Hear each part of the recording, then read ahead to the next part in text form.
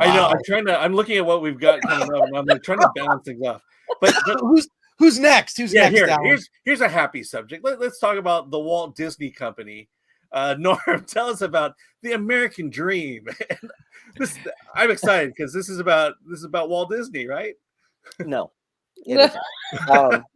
Actually, okay. So this movie is The American Dream and Other Fairy Tales Review. There are people, by the way, listening to this on because I post this audio on Spotify, iTunes, and whatnot. So we have to state the name of the film and maybe give a brief description. The American Dream and Other Fairy Tales. Let me see if I can sell this. It's a delightful story of how Abigail Disney. No, I can't pitch it. Abigail Disney is living off of the huge company that her grandfather and great uncle created, and she gets an email from a cast member, an employee at Disneyland, asking her if she would meet with their union and try to help the executives running things to see their point of view that they are not making a livable wage. Disney travels out to California in 2018 and meets with these people, and they're sitting in a room in a circle, and she's like, okay, well, how many of you have had to sleep in a car while working full-time at Disneyland? And like half of them raise their hands. How many of you have had to decide between food and medicine? And most of them raise their hands. I mean, like, so to her, this just blows her mind that this company that has such a veneer is paying nearly nothing, about $15 an hour, to their front of the line employees in 2018, while the CEOs at the top are making 800 times that in one day. So she then uses this look at her family's company to kind of expose the bigger issue of what's going on in America and the economic disparity between everyone else and the 1%, and the giant the growing chasm between the people who have money and the people who don't. So that's what it was. I was honestly expecting a huge takedown of Disney, and no, it does not paint them in the best light. I mean, toward the end, and this is not like some sort of a spoiler, but toward the end, they have an epilogue statement saying that Disney refused to participate in the documentary, but HR spoke with them about all of their wonderful programs and free education, and eventually Disney agreed to raise the minimum wage at the resort to $18.25 or something by 2023, when already MIT says that a livable wage in Anaheim, you have to be making minimum $24 an hour. So it's just a very interesting look at how that type of economy has become a thing, and how these people who are passionate about the mouse and Disney, they want to be there making the magic, but not while they can't pay for medicine, and it's there are scenes where the cast members the cast members have a food pantry for members of the Disneyland cast that don't have enough money to feed themselves. That's how this is. It's depressing as hell to hear this, although I'm not surprised. I will say, I'm going to do this when you're kind of done with your main review so we can discuss, but it's depressing to hear this. And I've heard horror stories myself. I mean, there's that movie by Sean Baker, The Florida Project, which is about the kids that live kind of on the periphery of Disney World. And his new movie, Red Rocket, by the way, I think is brilliant. It's hilarious. If you've seen Red Rocket, if you have not seen it, Sean Baker, Red Rocket, it definitely one of the underrated movies of last year and worth checking out. But this stuff about Disney doesn't surprise me. It's sad. I mean, I have friends who work for Disney. I had friends who work at Disneyland, you know, in Anaheim, which is where you are, close to Anaheim, Alan. It's so sad to hear this. And I just saw that people are talking about this new Star Wars Galaxy Hotel. You can go and have an experience at the Star Wars Galaxy Hotel. It's totally immersive. It looks like Space Hotel. It looks like the most generic 1980s low budget sci-fi show from the images and everything that I've seen. And they recently ran ads to like be one of the cast members that would be one of the players at this hotel, pays $18.24 an hour. And how much are they making per guest per night? $1,000 a night, I think. No, 2,000. 2,000 a night with a 2-night minimum stay. Right, 2-night minimum stay, and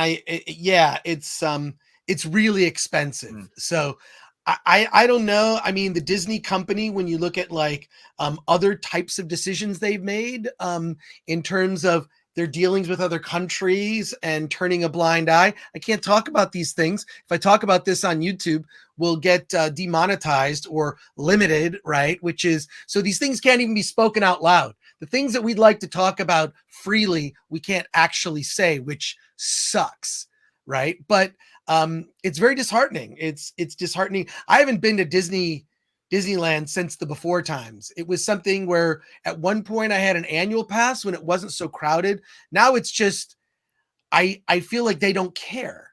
They're just going to charge it. And no matter what they charge, they know people are willing to pay. And this is where we are. So I'm a Knott's guy.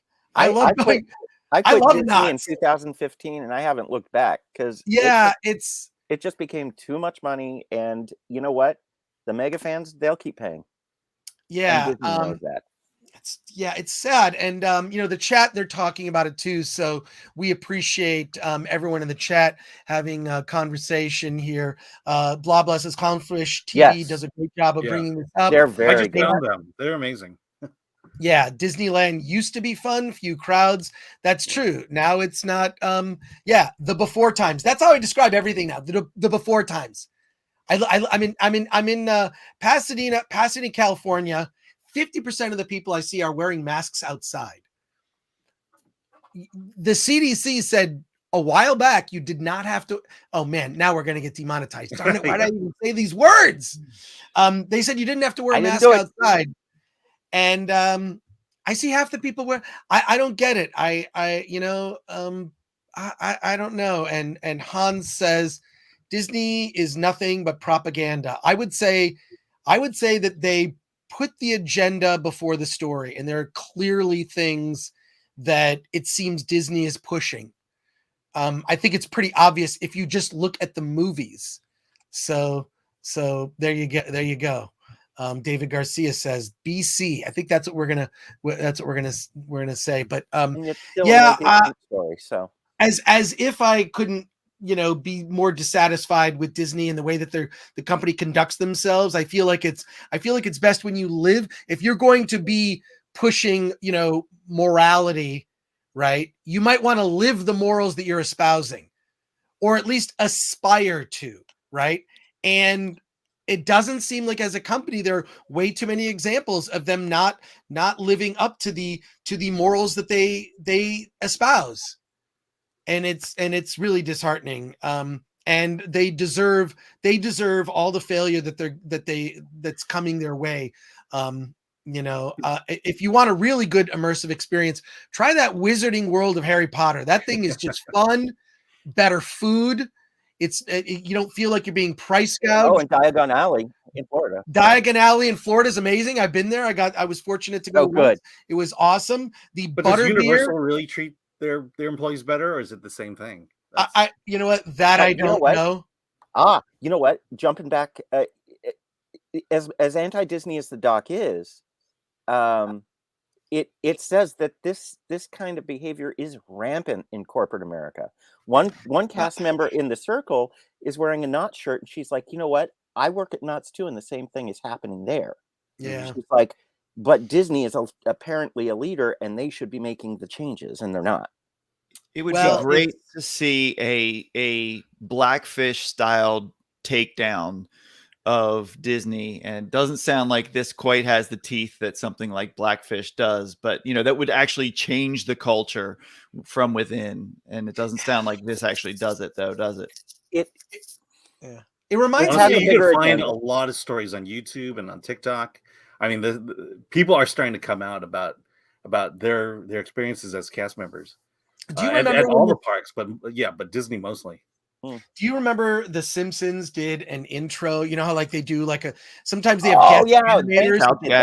And Banksy did the intro. Look this up. Banksy, The Simpsons intro video. It's very short, but it just shows that like the House of Mouse is just this horrible factory. It's just it's awful. But this is what I think is just happening just in general. You know, I feel like so much of the media these days is built around dividing people over things that are stupid, that if you really think about them are stupid. And I feel like the real thing it's kind of like, it's the same strategy as Ming the Merciless.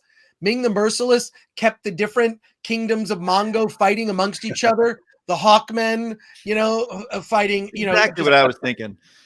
No, that's our world now. That's politics in the media. Mm-hmm. Politicians in the media are keeping all of us fighting over all this stupid shit to distract us from the fact that everything is about class war. That's what this is. It is a class war system. I'm freaking old. So in my lifetime, I have just seen this divide. Friends of mine that were middle class. I mean, I was pretty solidly middle class. I can tell you with confidence, I am lower middle class now. Lower middle class, and it's where sorry, Norm. Sorry, you're saying? Oh no, I was just saying. Well, that's okay because during the pandemic, in the documentary, they state that super yacht sales went up 46%. Yeah. So I mean, they did fine. It's okay.